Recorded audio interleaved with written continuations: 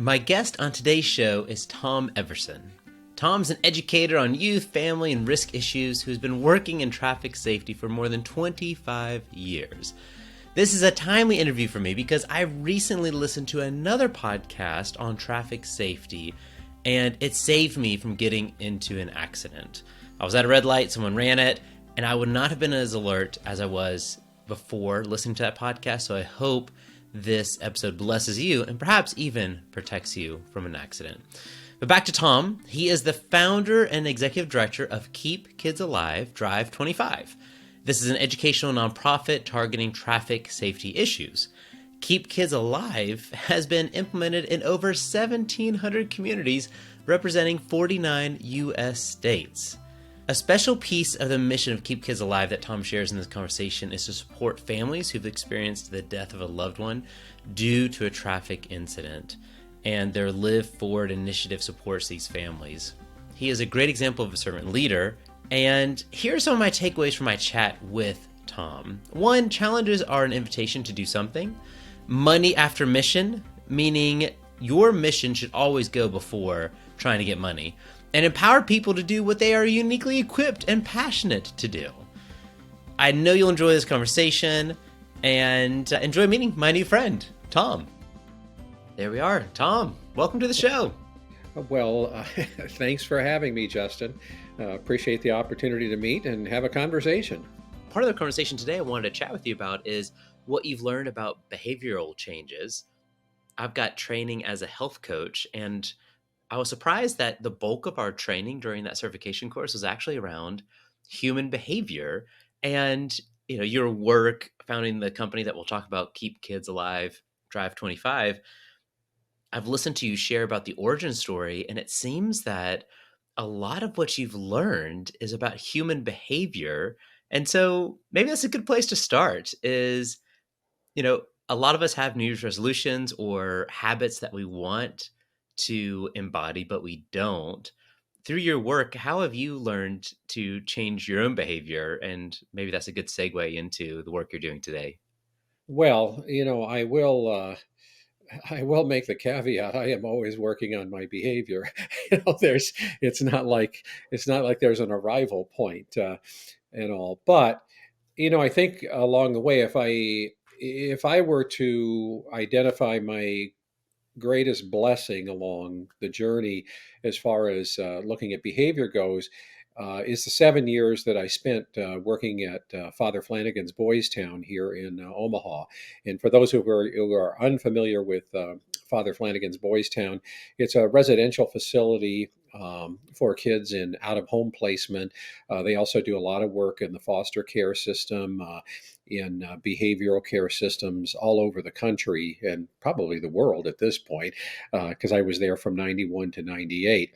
And one of the things that you become steeped in at Boys Town almost immediately is that if you're going to do anything with kids, it has to be able to move the behavioral needle from negative to positive, and you have to show that you can actually do it, that it actually works and all, because people have a lot of theories and a lot of I don't know, a lot of strategies they might want to attempt, but it doesn't necessarily mean that they work.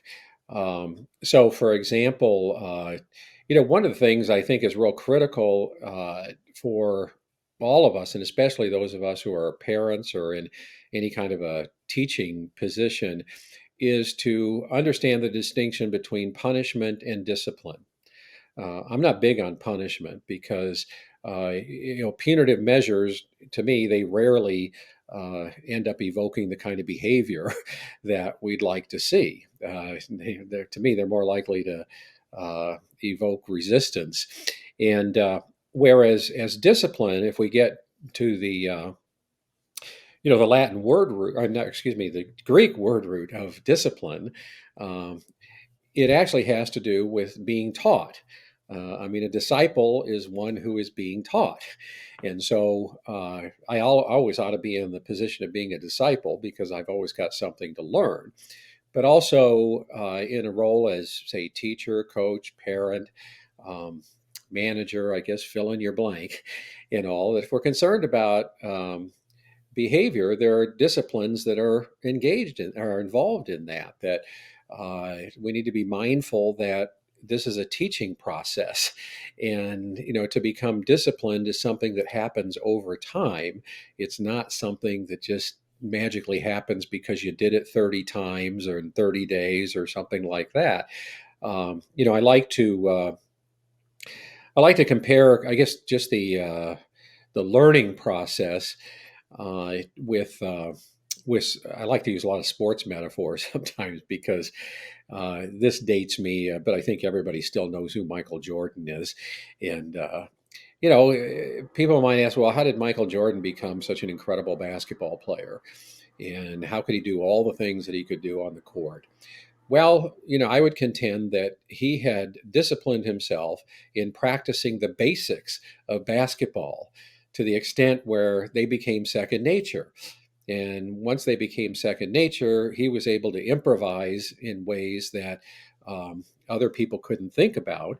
Although people might look at it and go, well, I could do that. But it's like, well, if you don't have the basic discipline to return to in the first place, you're probably not just going to be able to go out and do those things. But I think, too, when it becomes to behaviors, for example, you can teach a 2-year-old how to say please and thank you. And that all sounds very wonderful. And it's something I would encourage us to do. I said, but that same 2-year-old will one day be 16, and you're still reminding them as they go out the door, remember your manners, say please, thank you, acknowledge, when you go over to somebody else's house that their parents exist, and, things like that. So, I mean, you're talking about a 14-year process there. Because one of the things that struck me from research that had been done when I was at Boys Town was you could ask the question, well, and I did this in many trainings, is if you took a 14-year-old who never knew how to properly introduce themselves in a polite way to another human being, how long do you think it would take them to acquire that skill? And it is a skill. Um, say to go up to somebody, to look at them, to extend your hand, say like, "Hi, I'm Tom. It's good to meet you. What is your name?" It seems like a simple interaction. Well, the research showed that you're looking at probably about a 2.5-year process before that Wow. 14-year-old really integrates that behavior into their repertoire of how they interact with other people. And again, I think sports analogies are appropriate with that. Because you don't learn to dribble a basketball overnight, or you could take music. You don't learn to play a musical instrument overnight. Um, if you're practicing for a play, you don't do one rehearsal and it's like, well, I'm an actor, and I mean, it's something that you have to practice the craft.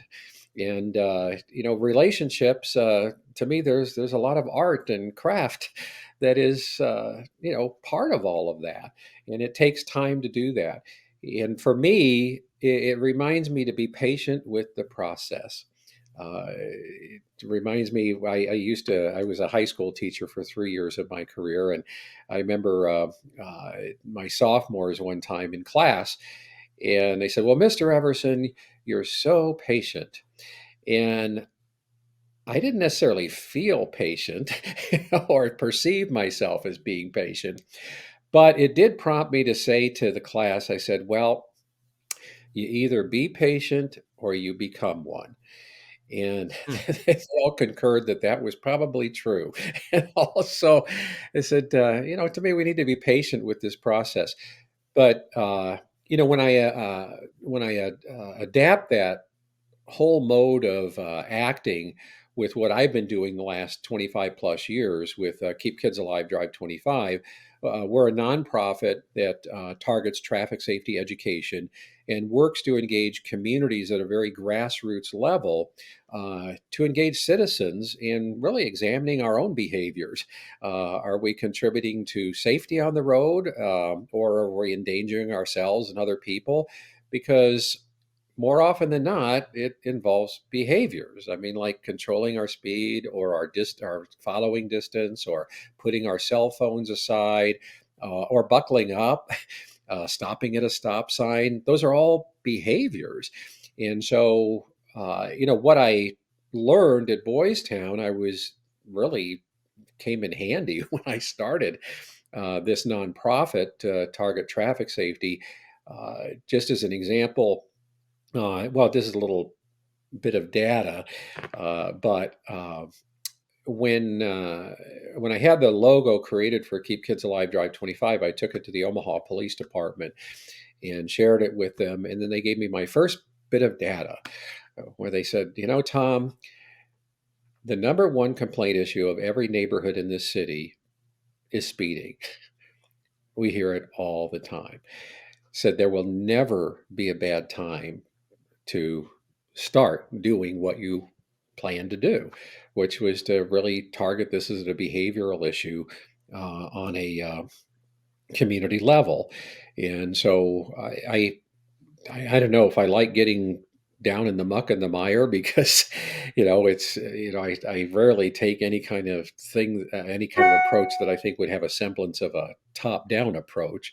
I like to encounter people and hear what their concerns are, and also what their abilities are, and build campaigns off of that, so that there's a sense of ownership within the community. I just love it when you can take what seems like a different part of your life, like your work at Boys Town or teacher, and then that leads to executive director, founder of this nonprofit, where who would have known that you were developing the skills you needed to as a servant leader in one industry, take that to another industry, and to be in front of municipality leaders, police, um, city managers, mayors. I mean, I know you're passive crossed with a variety of people, and it's just great how when we can look back at our life and see like, oh, this wasn't so random. This was maybe a God ordained moment, or maybe something that I was being provided for in this moment to prepare me for something else. So yeah, thank you for sharing a little bit about Boys Town. Yeah, well, you're welcome. It obviously was a critical part of my development. And you seem to be, and I'd encourage our listeners to check out your podcast as well. It seems to me from that, the little I know about you, is that you have this blend between being a people person, but also very data oriented, where you're able to not just do feel good work, but to actually gather data behind it. I think that's a unique trait for leaders to possess both of those. How have you been able to be both a relational guy, just like your New Year's resolution, connecting with others, being bold and brave in that, and also not accepting truth for like on paper, but wanting to do some studies and get the data behind it? Well, to me, data, I'm really not a numbers person, but what data represents really are people. And, I feel like, and feel probably not is the best, may not be the best word, because this is what I really believe, is that um, everything about what I do is about relationship. It's about preserving relationships, first and foremost, because like in the traffic safety community, you hear a lot about uh, life-saving events or measures, or be a lifesaver. And uh, I'm not opposed to life-saving, but to me, life-saving moments connote that something tragic or potentially tragic is happening.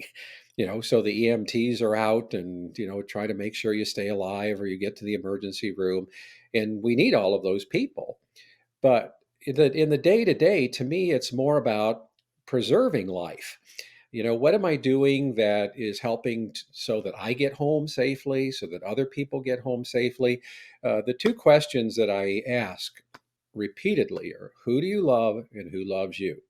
I said, because if our answers to those questions are not enough when it comes to driving, pedestrian, cycling behavior, if it's not enough to get you to put down the cell phone, stop at stop signs, wear your seatbelt, et cetera, et cetera, et cetera.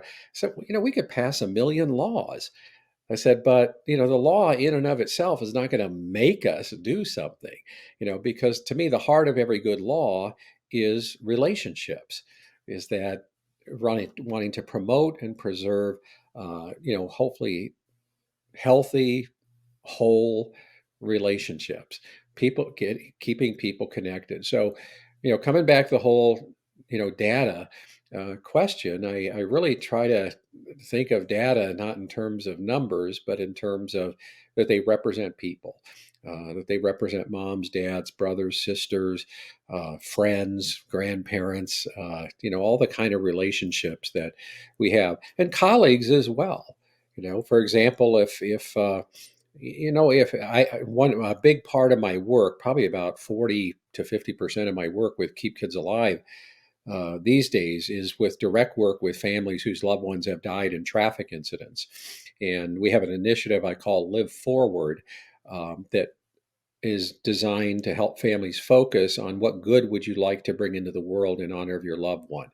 It doesn't take grief away. Grief is there and all, but each of us, if we think of any grief journey that we have been on, are on, may be on, it's like, is that, can we uh, can we invoke the love, the spirit, the character of our loved one in a way that will help to bring good into the world? And the families I get to work with, oh my gosh, I mean, the foundations, the scholarship funds, the good they bring into the world, it is so heartening. And it really gives me motivation from year to year to continue to be very mission focused in what I do. I love that your answer was data equals people, because the work that you do embodies that. And this conversation for me is very timely because I recently listened to a podcast on the show called The Drive by Dr. Peter Attia. And he had on, I want to get this name right, Mark Rosekind, who was he's the former National Highway Traffic Safety Administrator, and he's done a variety of work in the traffic space. And the number that he cited, looking at the last data we had available in 2021, was that 42,929 people died on the roadway that year, which was 118 people a day. Right. And you think about that, if I don't know if this illustration was used, but this kind of common in the traffic safety community is you put those 118 people on an airplane, and what if that airplane went down today? And how that would be, a lead story, front page news, and then it happened again tomorrow, and the next day, and the next day. I mean, there would be national commissions formed to get to the root of why is this happening and all. But, when it comes to traffic deaths, oftentimes it seems like, well, we just kind of accept that as, well, you know, what are you going to do? One of the things that I have been involved with over the last several years here in Omaha is back in 2018, our mayor asked if I would chair what is called the Vision Zero committee. And if you or your listeners are not familiar with Vision Zero, it's a movement that really started back in Sweden back in the 1990s. And Vision Zero basically asked the question, what would we need to do as a community to reduce our traffic deaths to zero? And, people will say, well, that's not going to happen. That's impossible. Well, then I'll ask the question, okay, who in your family is expendable? Who in your family would say, okay, it's okay if they die in a car crash today? I mean, none of us are going to say, a member of our family, it's okay to lose them in that manner. And I said, well, that's kind of the point, is that we need to begin to look at the reasons. And that's why, coming back to data, with one of the things that in facilitating this committee over a little more than a year's time, uh, the mayor's commission was basically to make recommendations to her about what we should be doing and I'm based in Omaha. So in the Omaha community, there are Vision Zero task force that are set up in many cities around the country. So we're not an oddity that way. Um, but anyway, one of the things that was done because city planning, the public works department, the police department, fire department, trauma services from area hospitals, the public health department, various, the safety council, various other nonprofits within the community were involved in this. And there was a lot of data that was gathered as a part of that process. And part of that helped to put together basically a heat map of the community to show, where is there a higher incidence of crashes that result in serious injury or death? It's because, I mean, if you're going to target your approaches, you want to go to where the situation is most dire, first of all. And so that becomes an equity issue as well. And I don't think it'd be surprising to hear that those listening may be all over the map about that word equity. What a scary word it is, because what if somebody gets something that I don't get? And for me, like when I try to talk about equity with people who may have an aversion to talking about it, uh, and like, why are you doing something in this area of town and not in this area of town? It's like, well, because there's a greater need here. And I said, it's kind of like if you have three kids and two of them have 20/20 vision and a third needs glasses. Well, you go out, hopefully for equity's sake and justice's sake, in my own mind, is you purchase glasses for your child who needs glasses. That's a matter of equity. Now everybody can see well. And you don't go out and buy glasses for two kids who don't need glasses. You take care of what needs to be taken care of. And I think when it comes to reducing traffic deaths and serious injuries, that's the kind of approach that really fuels the work of Vision Zero. And so one of the things that came out of the work of our task force is recommending to the mayor that you need to hire a Vision Zero coordinator. So there are so many agencies that are involved. You can't just tag on something to somebody's job and say, okay, all of a sudden they're going to be able to do this and make a difference. You really need somebody to coordinate the effort. And so that happened here in Omaha a few years ago. And so there's a designated person to work with community agencies to kind of mobilize and coalesce the effort. So we're a part of that, our organization. But my work right now, and I'm going to preface this. Uh, right before we started our podcast, I started our podcast right before the pandemic. I just decided I wanted to do something, I don't know, a little bit different. And I don't know why I thought I could do a podcast, but I did think I could. But one of our board members, I said, I want to I want to do this professionally. I want to make sure that we have people in place that this is going to be quality because I don't know how to do all these things. I can have a conversation, I said, but as far as editing and producing and all that stuff. So anyway, one of our board members, Nabil, he he owned three SEO companies, and I have to own that I didn't know what SEO was when when I first met Nabil. But for those who still may not know what SEO is, it's search engine optimization. Those folks who they can tell you, who's visiting you on Facebook and where they're from and who's visiting your website and what demographic they represent, and it's data. So anyway, Nabil said, well, I have two friends who are starting a podcast company, and I'd be happy to make the donation to underwrite the costs of anything that is associated with this. And I'm like, whew, that's what a gift. Well, Richard and Margie, who I've been working with for the last now going on 4 years, uh, they become very good friends. I mean, they're just marvelous couple that have made this ride so wonderful. But I mentioned that because one of the things that led to was in August of 2020, I received an email from a guy named Hal, and he works with philanthropy for General Motors. Now, at that time, I had no relationship with General Motors at all.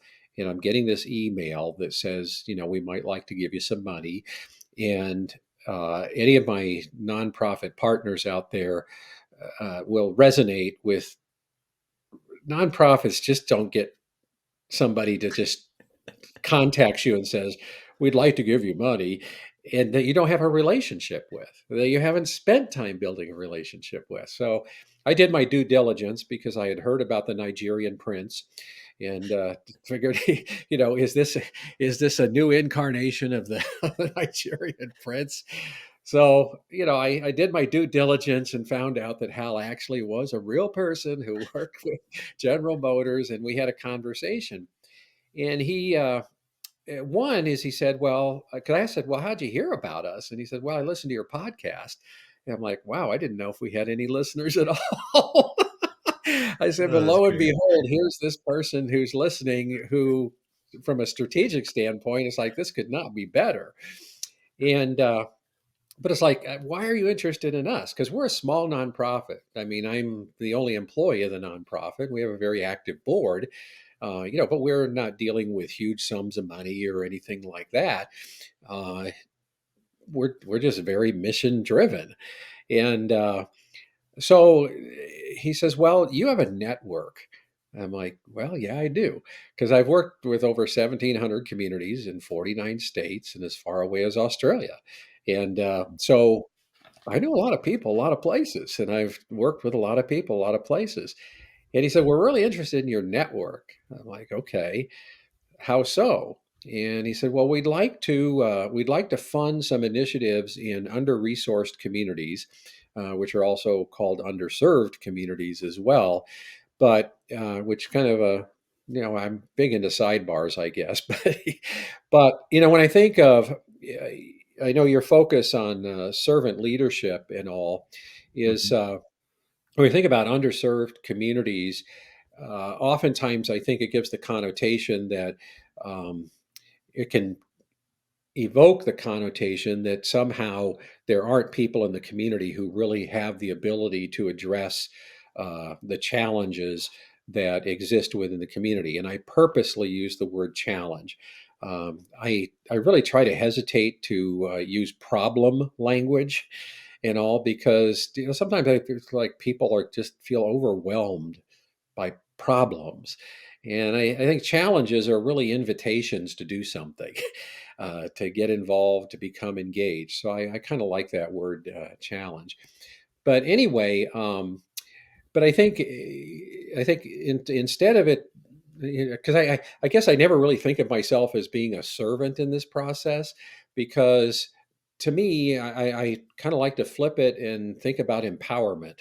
Is like, how are people being empowered to do that which they're uniquely qualified to do because of where they live, where their passions lie, and so try to keep it a little short is uh, Hal sends me a list of 29 communities in which GM has a presence, because that was their caveat, is that you have to work with communities that we have a presence in. So I had good, strong relationships with potential nonprofit partners in Detroit, St. Louis, and Phoenix. And so I contacted them and let them know we had this opportunity, and they all agreed to come on board. And so we got these dollars to begin to work with these under resourced communities. What a marvelous ride. I mean, I just get to meet the best people in the community. I mean, I've been adopted into at least four families so far in this project. Great. And, because these are, there are definitely uh, communities that, oftentimes might just get ignored as if there is no potential there and all. And I mean, if we want to do a little Jesus reference, it's like, what good could come from Nazareth? It's Mhm. like, that's just a backwater place, like, and oftentimes, people live in neighborhoods that a lot of people wouldn't aspire to live in, but But they love their neighborhood, they love their neighbors, and they want it to be the best that it could be. So I'll give you one illustration. Is my friend Rosa, who is in Phoenix. Rosa she's an immigrant from El Salvador. Her mom sent her to, in the 1980s, sent her to live with her brother in Los Angeles because of the violence that was happening in El Salvador. She just wanted to save her daughter's life. And, I said preserve life. Maybe there's some preservation that's attached to all of that. Sadly, Rosa never saw her mom again. Hmm. But one of the things she did, she's done in Phoenix, is she started this. She lives in what's called the Estrella neighborhood, and she started the Estrella Supermoms. It's all women they are not going to let this community fail. They are not, and they are super moms. They're just incredible.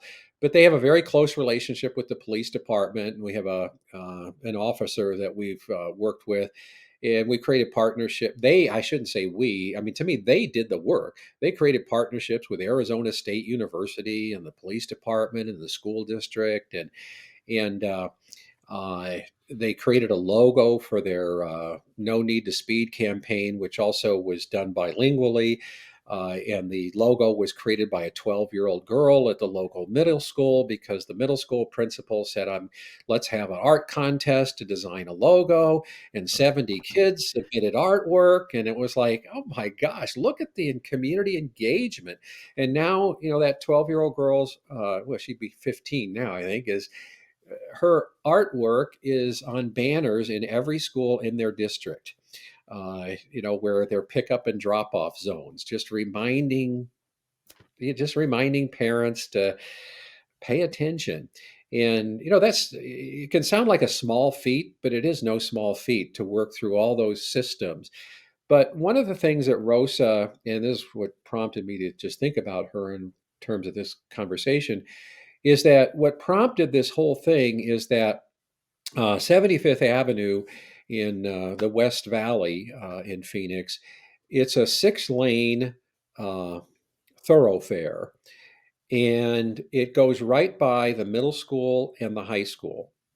And back in June of 2021, Rosa called me and she said, Tom, I need you to come down here and walk 75th Avenue with me. And the effect that had on me of that invitation, it was almost as if, like, if I had, and Rosa's, she's a full grown adult, she's, but it had the feel of like if a 5-year-old came up to me and sincerely said, Dad, I need you to come and walk with me. And so in September of 2021, I got to Phoenix and I walked 75th Avenue with Rosa, and it was heartrending because of the memorials that were along that street Hmm. to kids who had just been trying to cross the street to get to school or come home from school because it was so dangerous. And I mean, it's sobering, beyond whatever definition of sober you're going to find in the dictionary. But I was graced to have that time with Rosa. But one of the things that resulted from their project, and we only had, and I'm going to be perfectly upfront about, we had like $4,000 to work with each year in each of these communities. So it's not as if this was a bunch of money. But at at the end of the first year of working with these communities, I had to ask them how they wanted to spend the money because they were so focused on planning and engaging partners, they weren't even thinking about money.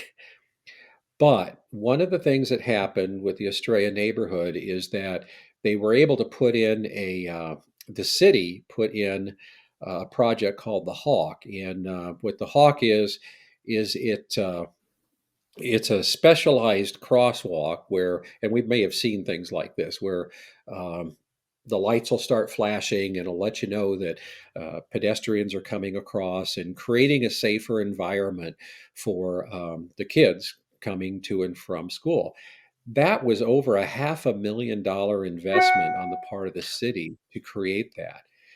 The little bit of money that we started out with was multiplied way over 10 times to do something that would benefit the entire community. And it all started with this group of the Estrella Super Bombs and my privilege to just be able to meet them and to help facilitate a process with them. Because to me, I'm a facilitator. I'm not. I can't take credit for doing all of this. I mean, to me, it's like being in a coaching position Mhm. where it's the players that go out and play the game and make it happen and all. And when something marvelous happens, oftentimes the coach gets all kinds of accolades and everything. And it's not that they were divorced from the process, but the thing is that it's that empowerment of people to do something that they're uniquely qualified to do and that they have a passion for. Because I can't emphasize passion enough, because I tell people all the time, you cannot pay for passion. You can't. You can give somebody a paycheck for something, but you can't make them be passionate about something. They have to find their own passions, and the fact that people care so much about the neighborhood they live in, the community that they're a part of, that's what really fuels my work with Keep Kids Alive Drive 25. Because I don't have to go out and create any of that stuff. I just get to meet these incredible people, and then it's like, okay, we're going to ride your passion, and we're going to see where it takes us. Because we're coming back to our Vision Zero here in Omaha. Uh, I have a grant this year through our city that is going to allow me to work with a couple areas of town that definitely are under resourced. And but I've already started working with one of the groups, and the energy is palpable. I mean, it's not unlike what I've experienced in Phoenix, Detroit, and St. Louis with our partners. Um, I said to my wife when I came back from a meeting a couple nights ago that, wow, this is it's not like it's going to be easy, but it's just going to be so gratifying and fulfilling, because people are going to find out that they have more power than they thought that they had, and that they can make a difference from a very grassroots level. And the impact could not only be in their community, because one of the things I'm hoping to be able to do here is to get the media involved so that their story is being told throughout the project. And to me, that's important. People like to have their story told, and they like to tell their story. But when the media gets involved and then the story's all over town or all over the area, then it's like, okay, there are possibilities that exist everywhere. And, hopefully other people in the community can recognize that, wow, this group of folks are mobilizing and doing something to take care of their community. Why aren't we doing that? Or how can Mhm. we do? Tom, it's so good to just hear the language of how you're describing your work about empowering people and tapping into passions. And so let's use that as a segue into how in the world did you find your passion to be in the space of specializing in traffic safety, youth, family, risk issues? Well, it's nothing I planned, and I wonder if for you or any of the listeners out there, if we think about our lives and what we thought we were going to do and how it was going to happen, if anything happened that way. I mean, because to me, life is definitely not linear. there are there's not a lot of straight lines. But really, my motivation when I think of it is Wendy is my wife and our four kids. Back in 1998, our four kids were between 4 and 10 years of age. And where this all started, I was just concerned about the speed of traffic on the street in front of our house. And I contacted Public Works, and I think I was like just about anybody and lots of people I've talked with over the years. It's like, well, if they put a couple speed bumps on our street, then everything would be great and everything. So Public Works sends me this packet that has to do with speed bumps, and I start reading it, and I'm about 3 paragraphs in, and I realize that speed bumps are not going to be a solution on our street. And it's not going to happen. I mean, one is you had to have a certain volume of traffic on your street to be even considered, and I think it was 1,200 cars a day or something like that. Well, we live on a neighborhood street. It's not typical for a neighborhood street to have 1,200 cars going up and down during the day. But the other thing is we live on a series of hills. I call it kind of a ski slope effect. So it's not wise to put a speed bump on a hill, because then if a speeding car hits that, they may become airborne, and then you've got a greater problem than you have when you tried to solve the problem in the first place. So I'm like, okay, I get this. There's some math and physics involved, and also, but I still didn't plan to do anything. I mean, because I didn't know what I could do. But I'm a runner, and running's a really important part of my story. Uh, I was out running in July of 1998, and it was probably about 5:30 in the morning, and I was a little over a mile from our house, coming around the corner of 120th and Center here in Omaha, Nebraska. And just everybody in Omaha, Nebraska would know exactly where 120th and Center is. But and this phrase, keep kids alive, drive 25, pops in my head. And I just kind of start mulling it over the rest of my run. And that I was like, well, yeah, the uniform speed limit in neighborhoods throughout the state of Nebraska, and actually in about half the states in the United States, is 25. And so I thought, well, just this little slogan, I think I could do something with it. And I got home, it was probably about 6:15, and I woke up Wendy and said, dear, keep kids alive, drive 25. I think I could start a national campaign with this slogan. And she's like, well, whatever you want to do, dear. She goes, I'm going back to sleep. And I always say she certainly chose the better path at that moment, because I had no idea how I was going to do this or anything. But that's where I began to rely on. I knew that I was going to be transitioning out of Boys Town within the next couple of months when I thought of this idea, and I wasn't sure what I was going to do next. But I started thinking about this in terms of, okay, the work I did at Boys Town is I created a national network to deliver training that I had designed um, on fostering spiritual growth among at-risk youth, and I trained it all over the country. So I'm thinking, okay, I need to create a network. A network's a network. It's all people. I mean, it'll just be different people than I've been working with. It's still people, so I can do that. And when I got the little bit of data from the police department about how uh, speeding was the number one issue of all the neighborhoods in the city, that it's like, okay, um, I guess there's a need. So I just went to work. So I set the thing up, and I just started doing, I don't know, 3 or 4 things a day. I made myself a commitment. I'm going to do 3 or 4 things a day that'll help move the mission forward.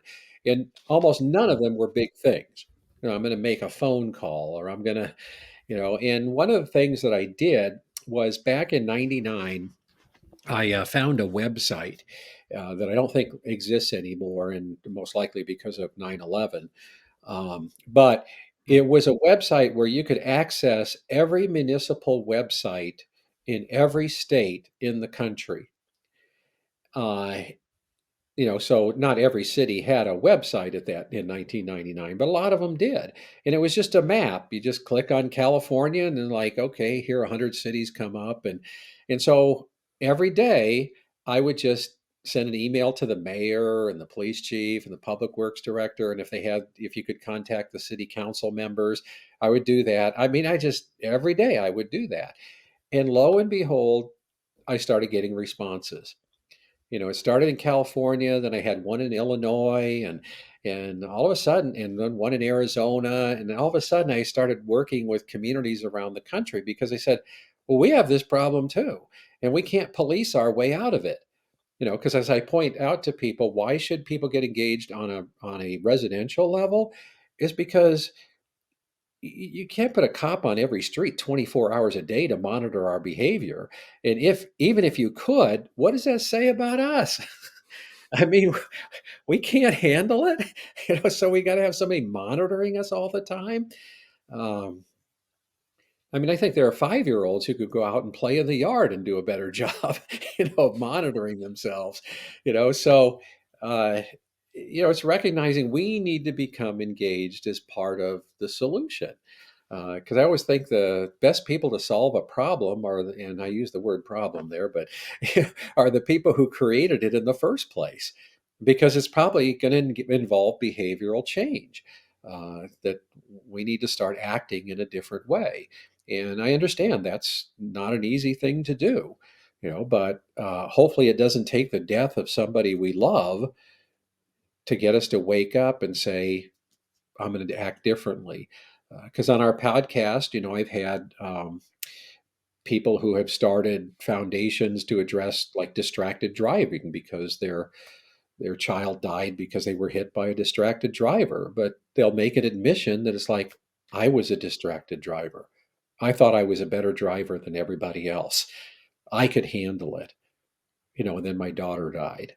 And Hmm. it's like, I had to examine my own behavior and all, which, I mean, wow, that's a tough thing to do. And I think any of us could acknowledge that, because I can't imagine that anybody listening to this has not had to deal with some kind of behavioral concern in each of our own lives that we've really, pledged, committed, made a vow to work to change. But if the change was going to happen, we probably had to go through some pretty rough patches in order to see through that change.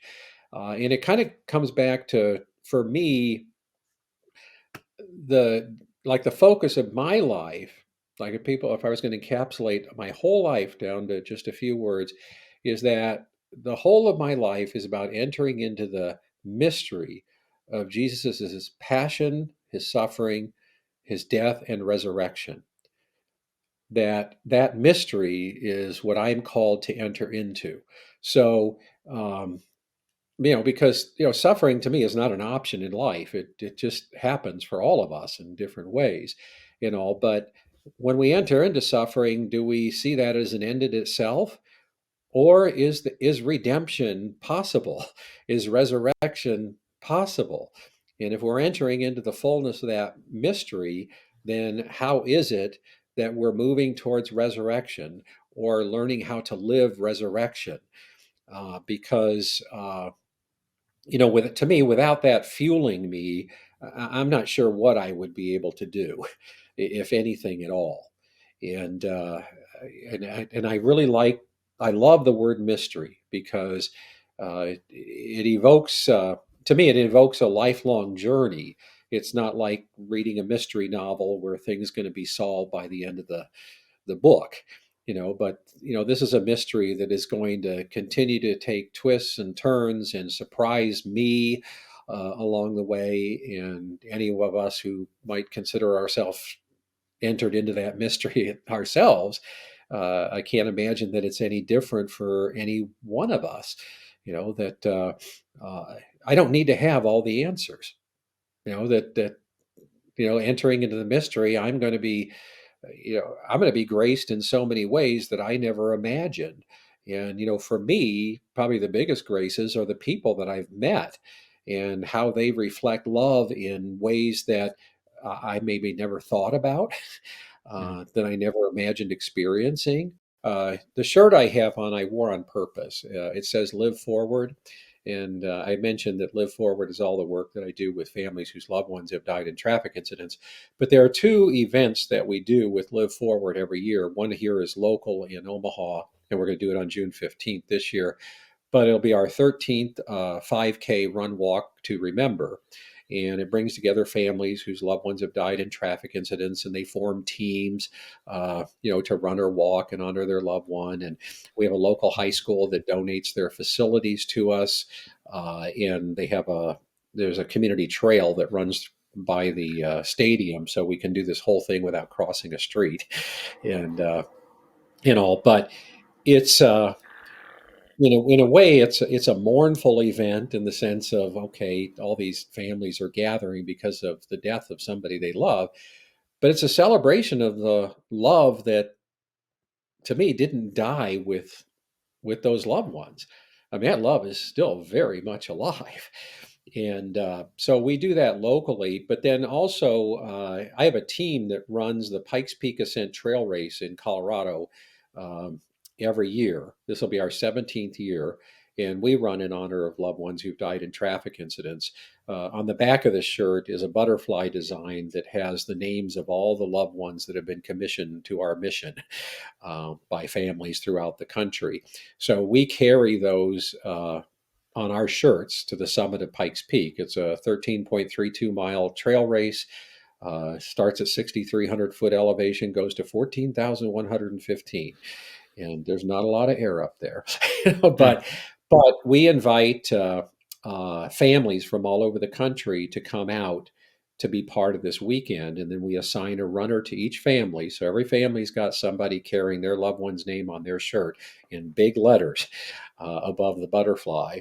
And then there's a highway that goes up Pikes Peak, maybe loosely termed a highway. But anyway, so they can drive up to the summit. They can greet their runner when they finish the race, and it's just an awesome experience. We call it our Live Forward Pikes Peak weekend, and I just say we bring families to a beautiful place to share stories, to make memories, and to create an informal support network. And uh, I Mm. mean, the families that have met each other and truly encountered each other at a level that most of us could, I think, never truly fully appreciate because we haven't been through what they have been through. Um, they connect with each other. They remember each other's the anniversary of the day of a loved one's death. They remember their birthdays. I see this throughout the year how that happens. But we raise money from the ground up every year to make sure that no family is exempted because of finances, and it just Mm. is beautiful, because Mama Shu and her daughter came out last year for the first time, and I mean, to me, it was beautiful for them, just as it has been for so many families, not only the ones gathered last year, but in the years prior too, as well. So, uh, and just that weekend alone is fuel enough for me to say, okay, we're going to keep this mission going. We have to, on behalf of these families and what they've been through, that because every one of them would tell you, we never want anyone to go through what we are going through. So it's Mm. like, well, we need to be proactive as much as we can to hopefully help that to happen. So that's beautiful, and I love the intersection of the kind of serving those families and running as well. I've got to ask though, you have this idea, and since launching it, you've done, you said, over 1,700 communities, 49 states, even like places like out to Australia. When was the moment that you knew, and maybe your wife knew more importantly, oh, we can have the financial backing for Tom to do this full time? Was it an early donor? Was it, like, just tell us about that No. story of provision. Well, that's a long, long, long journey because um, I have a friend, and he was in marketing with ConAgra, and I don't know if everybody knows ConAgra or not, but it is a huge food company, and he was the marketing force behind Healthy Choice products that were back in the 1980s and 90s. Um, and it was a big brand for ConAgra. And I mentioned that because when I was starting this, I visited with him on occasion because I'm not a marketer. I mean, I don't know, how do we do this? And for me, I've had a lot of ideas in life, and I was talking with him one time about, you know, am I going to go this direction, that direction? And he said to me, he said, he said, Tom, if you want Keep Kids Alive Drive 25 to work, you have just got to commit yourself to it full time.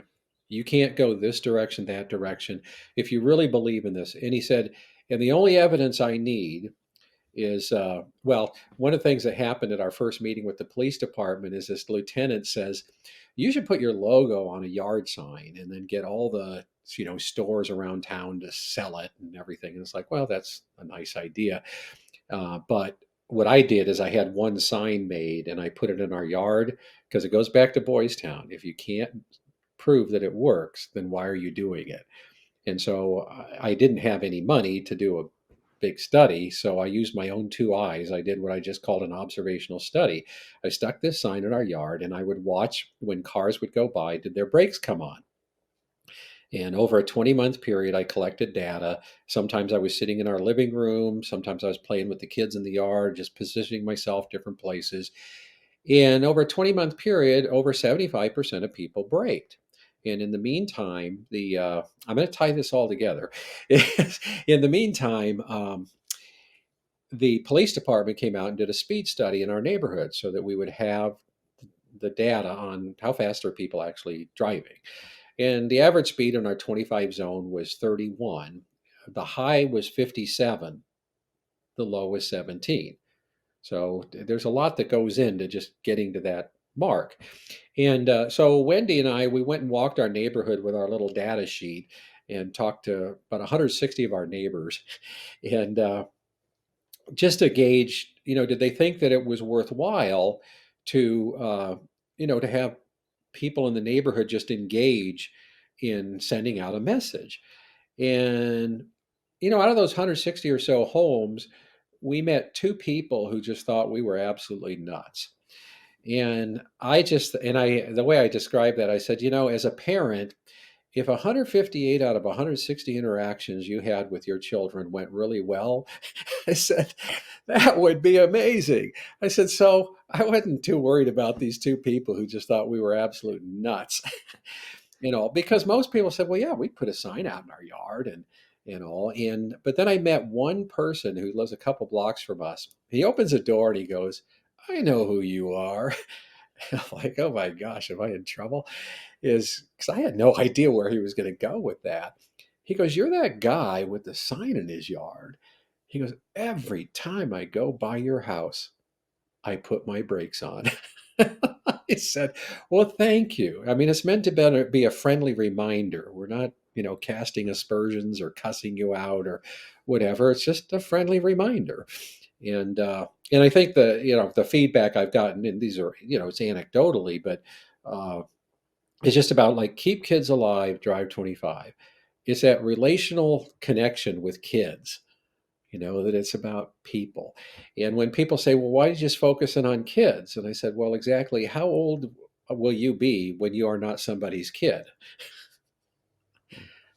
I said, I mean, even after our parents die, I mean, we are still their children, So I said, I think it's a pretty inclusive slogan as far as that goes.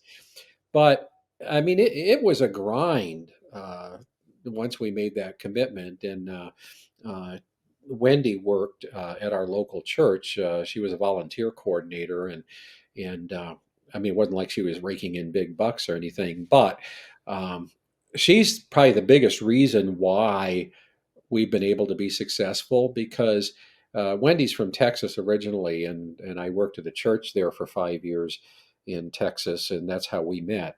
And uh, and I heard this expression, not from Wendy, but I heard this expression from somebody, and I don't know if this is uniquely Texan or maybe somebody else has heard it, but the phrase was, "Oh, she could make a dime squeak," and I'm like, that's a good turn of phrase. And I've applied that to Wendy. I mean, throughout our marriage, is that she could make a dime squeak.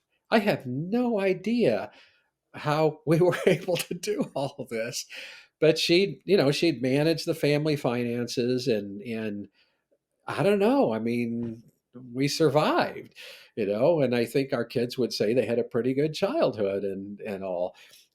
But you know, but maybe a turning point for us. I mean, one was that turning point of Bill saying to me, he's like, you have got to do this full time. Because he said, well, going back to that sign, Bill said, all the evidence I need is in your sign. He said, when my kids are out playing, I put your sign out and I see the brake lights come on. He goes, from a marketing standpoint, I don't know anybody that doesn't wish that they had come up with your idea. Hmm. And I'm like, well, not quite sure how we monetize it, but I do appreciate the feedback from somebody who is really a professional marketer on a national level. And also thought, okay, well, but one of the things I learned is you have to, and I don't know if this is true of every nonprofit, but I think that there's, at least more than a grain of truth in this, is that you have to sustain yourself for about 7 years before you'll get some corporate partners. Because we were about 7 years old, and then when we had a insurance well, we had an insurance company in New Jersey who asked us if they could partner with us, because I've worked with almost 100 communities in New Jersey now, and then the Ford Motor Company Fund came along, and Geico came along, and we've been able to get grants through State Farm, through Safeco. I'm going to leave a bunch of well-known businesses and all, but when I think of the foundations that are affiliated with big businesses like that, they want, to me, I think they want to see that you have been able to sustain yourself over several years, and that, because they're not just going to give money to you because you're there for the first year and then you're not there the second year because you haven't really built any kind of foundation. And so, once the foundation was built, we still had very challenging times, because I think, a lot of us can remember, 2008 to 2010, 11, when, there was the big banking crisis and everything. And it's pretty hard to sustain donations, in times like that. And I had my whole board resign in 2010, and it wasn't because they were mad at me or anything. They just, and in all honesty, they just said, we're not the people who are going to be able to help you navigate uh, the finances through this time.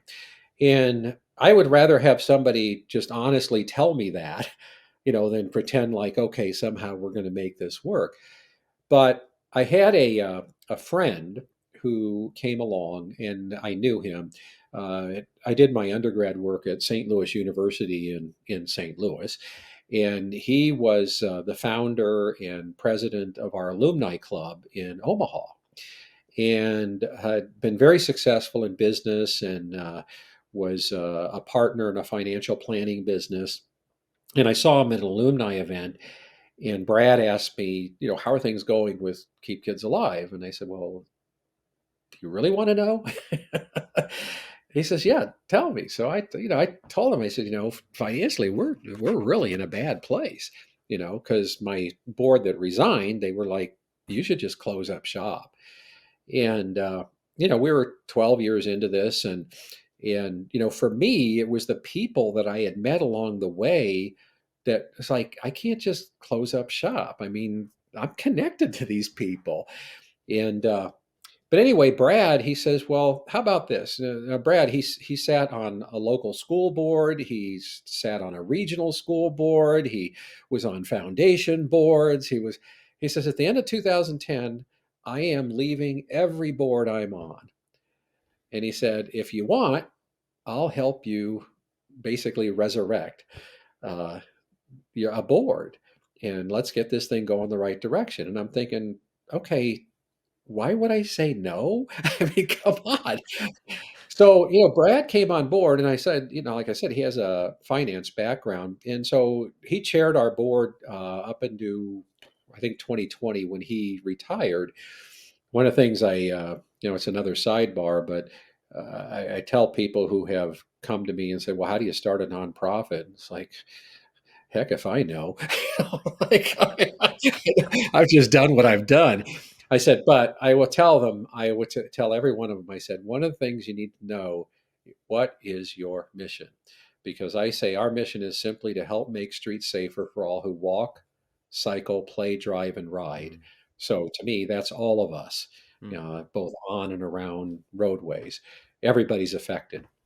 I said, if you know your mission, I said, then money should always follow mission. Mission should not follow money. I said, because if mission follows money, then that is your mission, Mm, is to go get money. And I said, and oftentimes that money will tell you what to do instead of following the mission.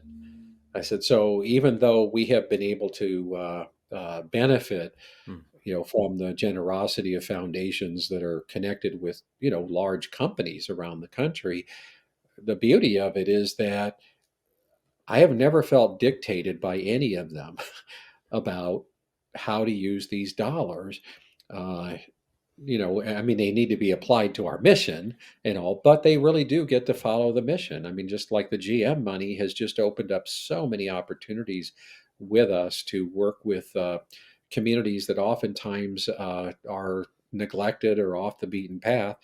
And those opportunities continue to open up for us because a couple of weeks ago, I was in Denver and I was part of a presentation at the National Lifesavers Convention or conference. And Lifesavers is the biggest traffic safety conference in the United States. So there's thousands of people there, and being able to network and then to be able to do a presentation and have people come up. It's like, okay, we'd like to do something. And it's like, well, it's good because it is possible to do something.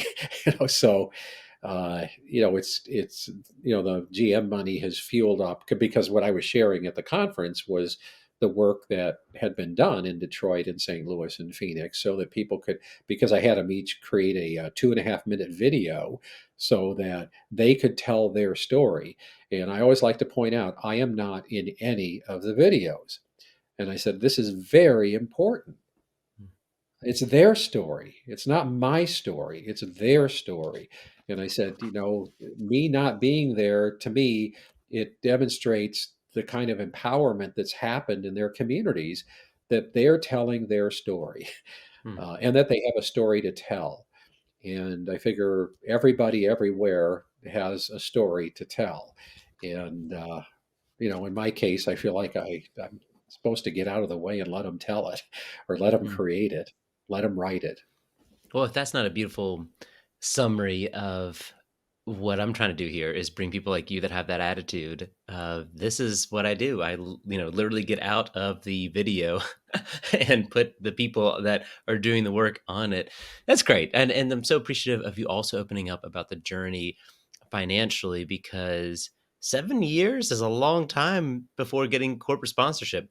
12 years is a long time. And then the board resigns and you got to start all over again. And so it's so nice to hear these real stories of, as you mentioned, challenges, right? We're all going to have them. Hopefully, they're not tragic challenges. Sometimes they are. And what do we do about them? How do we get through it? And the theme of our conversation has been relationships, where Hmm. being mission driven and be relationship focused. And it seems like, those are some magical combinations there. No arguments here. This has been delightful. Thank you for listening to this episode, and I want to provide you with one more thing before you go, called Always Provide. Would you enjoy getting some encouragement each Wednesday to help you get over hump day? If so, subscribe to our free newsletter at clthomasfellowship.org. It's easy to sign up, and it's sort of a diary of ways that I'm personally learning to provide and serve more like Jesus. I share inspiring books, scripture, stories, and even products that are helping me to always provide. So if you want to try it out, go to clthomasfellowship.org/newsletter and sign up. So until next time, keep serving others like Jesus. Bless and protect.